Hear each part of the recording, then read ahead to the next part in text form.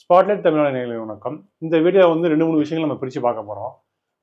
ஒண்ணு கொங்கு மண்டலமும், இந்த தென் மாவட்டத்திலயும் திமுக பெருசா நம்பிட்டு இருக்க அந்த கொங்கு வேலை கவுண்டர் ஓட்டுகளையும் பெற முடியாது. அப்புறம் வந்து முக்குளத்தூர் ஓட்டுகளையும் பெற முடியாது.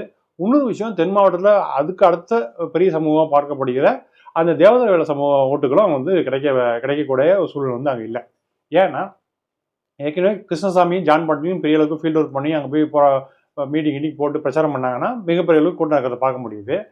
இப்போ வந்து அதுக்கு அடுத்த பெரிய ஒரு அங்க பெரிய லீடர் யாருன்னா, பசுபதி பொண்ணு வந்து சந்தன பிரியா வந்து மிகப்பெரிய லீடரா உருவாகிட்டு இருக்காங்க. நிறைய ஃபீல்ட் ஒர்க் பண்றாங்க. மக்கள்கிட்ட இளைஞர்கள் எல்லாம் மிகப்பெரிய அளவுக்கு வரவேற்பு இருக்கு. அவங்களும் இப்போ வந்து என்னன்னா ஏடிஎம்கே பக்கம் கூட்டணிக்கு போறதுக்கு வாய்ப்பு இருக்கு. ஆக இப்படி பல விஷயங்களை பார்க்கக்குள்ள இங்க தேவேந்திர வேலை சமூகத்துக்கு இளைஞர்களும் இப்போ வந்து ஜாதி உணர்வு அதிகமாகி பண்ணணும், நிறைய ரீல்ஸ் வீடியோ போடுறது அப்படிங்கிற விஷயத்தில் பார்க்க முடியுது. பல விஷயங்களை வந்து சின்ன சின்ன தலைவர்கள் எல்லாம் என்னன்னா ஜாதியை நோக்கி ஒரு நம்ம தங்களுடைய செய்தியையும் பணியையும் கொண்டு போயிட்டு இருக்க வாசி அங்கே ஜாதி உணவு அதிகமாகிடுச்சு. இப்போ ஏற்கனவே ஜாதி உணவு இருந்தால் கூட பெரிய அளவுக்கு இல்லை. இன்னைக்கு வந்து கடையும் மடை வரைக்கும் இந்த சமூக ஊடகங்களால் பல்கி பெருகி இருக்கு. அதனால ஜாதி உணவு மேலோங்கி இருக்கா. இப்போ சந்தனப்பிரியா வந்து அவங்க வந்து இந்த விஷயத்தெல்லாம் அறுவடை பண்ணிட்டு என்னன்னா ஏடிஎம் காங்கிரஸ் போகிறவாசி அவங்களுக்கு அந்த சமூக ஓட்டில் வந்து ஒரு 6% ஓட்டுன்னு வச்சுக்கிட்டா கூட அந்த சமூக மக்கள் அவங்க கிட்டத்தட்ட ஒரு 4% ஓட்டுகள் வரைக்கும் கன்வெர்ட் ஆகி போகிறதுக்கான வாய்ப்பு இருக்குது. சந்தனப்புரிய மூலமாக ஒரு 3% ஓட்டுகள் வந்து அங்கே ஏடிஎம்கே அலைன்ஸ் போகிறதுக்கு வாய்ப்பு இருக்குது. ஆக அங்கே மிகப்பெரிய ஒரு தொய்வு ஏற்படுறதுக்கு வாய்ப்பு இருக்குது. அதே போல் இன்னைக்கு திமுகவில் முக்குளத்தூர் சமூகத்தை சேர்ந்த குறிப்பாக வந்து தேவர் சமூகமும் அப்போ வந்து கல்லர் சமூக மக்களுக்கும் மிகப்பெரிய அளவுக்கு இம்பார்ட்டன்ஸ் கொடுத்து அவங்களுக்கு பெரிய பதவியெல்லாம் கொடுக்குறாங்க, மிகப்பெரிய செல்வாக்கு கொடுக்குறாங்க. இந்த சூழ்நிலை அங்க இருக்கிற அகமுடைய சமூகம் வந்து புறக்கணிக்கக்கூடிய ஒரு சூழ்நிலை இருக்கு. இந்த விஷயத்த வந்து பாஜக கண்டுபிடிச்சி அவங்க உள்ள போய் ஃபீல்டு ஒர்க் பண்ணிட்டு இருக்காங்க. இப்படி செய்யற அவசியம் என்ன ஆகுதுன்னா, அங்க மதுரை அப்புறம் வந்து தென் மாவட்டம் முழுக்க பரவி இருக்கிற அந்த அகமுடையார் ஓட்டுகள் வந்து தொக்கி நிற்குது. இப்போ ஏற்கனவே வந்து டிடிவி தினகரன், ஓபிஎஸ், அப்புறம் வந்து சசிகலா நடராஜன், இவங்க வந்து என்னன்னா பாஜக அவசி இயல்பா வந்து ஒரு பாதி ஓட்டு அங்கே போயிடும். பாக்கி பாயச ஓட்டு மூர்த்தி சில ஆட்களெல்லாம் இங்கே கிடைக்க வாய்ப்பு இருந்தால் கூட அவங்க வந்து பணத்தை போய் மக்கள்கிட்ட சேர்க்கறதாகட்டும், அவங்களுக்கு வந்து இப்போ வந்து என்ன அவங்க சில ஆட்கள்லாம் உள்ளே போட்டு பல இடத்துல வேலை பார்த்தா கூட அவங்க வந்து என்னென்னா குறிப்பிட்ட சில பேர்ட்ட மட்டும் பணம் போகுது, அதிகாரம் போகுது, குயிராசி அங்கே இருக்கிற அந்த தேவர் சமூக மக்களும் அந்த கள்ள சமூக மக்களிடையே மிகப்பெரிய அளவுக்கு ஒரு அதிகார போட்டி, அந்த கட்சிக்குள்ள பிளவு, நீ பெரியா நான் பெரியா போட்டி நடக்குது. ஆக இப்படியான பல்வேறு கால்குலேஷன் நோக்கி பார்க்கும்போது குறிப்பிட்ட சிலருக்கு ஒரு குறிப்பிட்ட ஒரு 10 பேர் பேருக்கு முழு அதிகாரம் போகிறது, அவங்களுக்கு ஆதரவான ஆட்களுக்கு பதவி தரது, இப்படியான சூழலில் அங்கே போட்டி பொறாமையெல்லாம் ஒருத்த மாற்றி வீழ்த்திக்கிறதுக்கான சூழல் இருக்கு. அப்புறம் பணப்பட்டுவாடா எந்த அளவுக்கு நடைபெறும் விஷயம் இருக்கு. அப்புறம் ஓட்டு வந்து திமுக அதிகமாக ஓட்டு உள்ளாக்கள்லாம் வந்து வாக்குப்பதிவு எடுக்கிறது வாய்ப்பு இருக்கு. அப்புறம் வந்து ஒரு சில மிஷின்ஸை வச்சு ஒரு சில தொகுதியில் வந்து ஓட்டுகளை வந்து மாற்றுறதுக்கான வேலையெல்லாம் வந்து பாஜக தொடர்ந்து செஞ்சுருக்கிறத செய்யும் இந்த இதில். ஆக இப்படியான பல விஷயங்களையும் வந்து திமுக நுண்ணிப்பாக கண்காணித்து அந்த விஷயத்தை கிடையாதுக்கான ஏற்பாடு பண்ணும். குறிப்பாக என்னென்னா அங்கே வந்து அகமுடியான்னு சொல்லக்கூடிய அந்த ஓட்டுகளை கவர்றதுக்கான பாலிசி மேக்கிங்கை பாஜக பண்ணுறதுக்கு முன்னாடி திமுக வந்து முந்திக்கிட்டு அந்த வேலையை வந்து பண்ணணுங்கிற விஷயத்தை நான் கோரிக்கை வைக்கிறேன். இப்படி இந்த விஷயத்தை தவற விட்டால் கண்டிப்பாக திமுக வந்து சர்க்கிளில் போகும். அடுத்த விஷயம் என்னென்னா, கொங்கு வேளாளர் கவுண்டரில் இப்போ வந்து கேஎன் நேருவையும் சக்கரபாணி அப்புறம் வந்து இன்னும் சில பேரை வந்து திமுக பொறுப்பில் போட்டிருக்காங்க. இவங்க வந்து பவர்ஃபுல்லான ஆட்கள் இருந்தால் கூட செந்தில் பாலாஜி வந்து அங்கே வந்து இப்போ வந்து ஆஃப் பண்ணி வச்சுருக்காங்க. செந்தில் பாலாஜி மிகப்பெரிய டீம் இருக்குது. அந்த டீம் பயந்து போயிருக்காங்க. அதனால் போன எலெக்ஷனில் எப்படி வந்து செந்தில் பாலாஜி வந்து கொங்கு மண்டலத்தை வந்து திமுக பக்கம் கொண்டு வந்தாரோ அதுமாதிரி இந்த அளவுக்கு கொண்டு வரக்கூடாதுங்கிறதுக்காக பாஜக உருட்டி மாட்டி அவர் செயலில் வரைக்கும் தள்ளி இப்போ எடப்பாடி கையும் அண்ணாமலை கையும் வாணிசிவன் கையும் ஓங்குற மாதிரியான சூழல் உருவாக்கியிருக்காங்க. கண்டிப்பாக வர எலெக்ஷனில் செந்தில் பாலாஜி டீமை பழைய அளவுக்கு பர்ஃபார்மன்ஸ் பண்ண விடாமல் பாஜக குறுக்கு வழிப்பு வந்து தடுக்க பார்க்கும். அப்புறமா அவங்களோட ஸ்ட்ராட்டஜி, அவங்களுடைய வழிமுறைகள் எப்படி இப்படிலாம் யாரால் எத்தனை பேர் வேலை பார்த்தாங்க, எப்படி பணத்தை சேர்த்தாங்கன்னு பலவித ஸ்ட்ராட்டஜியை வந்து கண்டிப்பாக வந்து இவங்க கற்றுக்கிட்டு இதை இம்ப்ளிமெண்ட் பண்ணுறதுக்கு பார்ப்பாங்க.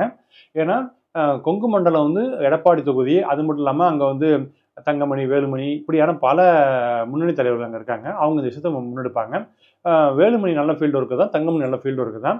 ஆக இந்த விஷயங்கள்லாம் வந்து அவங்களுக்கு வந்து கொங்கு மண்டலத்தை இந்த இதை கண்டிப்பாக விட்டுற மாட்டாங்க. ஏன்னா திமுகட்ட அந்த நிர்வாக ரீதியான பல குளறுபடிகள் இருக்குது, பல தடுமாற்றங்கள் இருக்குது. அப்புறம் அதிகாரம் வந்து குமிஞ்சி கிடக்கு. திமுக ஆட்சி அமைச்சர் வந்து திமுக குடும்பம் வந்து ஆதிக்கம் செலுத்துட்டாங்க இல்லையோ, அரசு அலுவலர்கள், காவல்துறையினர், அப்புறம் அதுக்கு அடுத்த லெவலில் இருக்கிற அந்த ஊராட்சி நகராட்சி அப்படி எல்லாருமே வந்து அதிகாரத்தை கையில் எடுத்து ஊழல் முறைகேடு, அதிகார துஷ்பிரயோகம் பண்ணுறதை பார்க்க முடியுது. ஆக இந்த காவிரி டெல்டா பகுதியை தாண்டி இந்த 2 பகுதியிலையும் போட்டா போட்டி நடக்குது. இந்த போட்டியில் எப்படி திமுக வந்து மக்கள் சேவை மூலயமாக இந்த விஷயத்தை வந்து முன்னெடுத்து கொண்டு போய் ஓட்டுகளை கவரணுங்கிறது தான் ஒரு சாதாரணமான வழியாக இருக்கும். குறிப்பாக இன்றைக்கி வந்து மதுரையில் வந்து கமிஷன் வந்து சித்ரா விஜயன்னு ஒருத்தவங்க வந்து புதுசாக வந்திருக்காங்க. அவங்க வந்ததுலேருந்து அந்த மதுரை கமிஷன் ஆஃபீஸில் இருக்கிற எல்லா வந்து பெண்டிங்கான விஷயங்கள்லாம் உடனடியே அவங்களே வந்து கால் பண்ண சொல்லி அந்த சேவைகளை வழங்குறதை பார்க்க முடியுது. இதே இவங்க வந்து ராப்பகலாக வந்து இன்ஸ்பெக்ஷன் போகிறது வர்றது, அதிகாரில் வேலை வாங்குறது, மக்கள் குறையில் வந்து நிவர்த்தி பண்ணுறது, குறிப்பாக ஒவ்வொரு அலுவலகத்துலேயும் நிறைய பெண்டிங், அதாவது மக்கள் முறையிட்டு வழங்கப்படாமல் லஞ்சத்துக்கும் உள்ளத்துக்கும் பேரம் வச்சுட்டு அவங்க அழுக்கழிக்கப்படுற இப்படியான பல மனுக்களை வந்து அவங்க வந்து பெண்டிங்கே வைக்கக்கூடாதுன்னு சொல்லி உருட்டி மிரட்டி இந்த விஷயங்களை விரைவாக கொண்டு போயிட்டு இருக்காங்க. அதனால் மக்கள் வந்து விரைவாக சேவை கிடைக்கிறத பார்க்க முடியுது. இதே போல் ஒவ்வொரு கமிஷனரும் ஒவ்வொரு ஆஃபீஸ்லேயும் அரசு அலுவலகத்துலையும் பெண்டிங் இருக்கிற விஷயங்களையும் ஊழலுக்காக சில வழக்குகளை வந்து இந்த ஊழல் முறைகேடு, இந்த லஞ்சத்துக்காக சில மக்களுடைய மனுக்களை வந்து பெண்டிங் போட்டிருக்காங்க. அதெல்லாம் விரைந்து வழங்குவதற்கு இதே நல்ல அதிகாரிகள் நியமிச்சு அல்லது ஒரு டீம் அமைச்சு அரசு அலுவலகம் எல்லா அரசு அலுவலகங்களையும் மக்கள் சேவை விரைவாக கிடைக்கிறதுக்கு ஒரு ஏற்பாடு பண்ணோம்னா திமுகவுக்கு வந்து ஒரு சாதகமான சூழ்நிலையை உருவாக்கும்.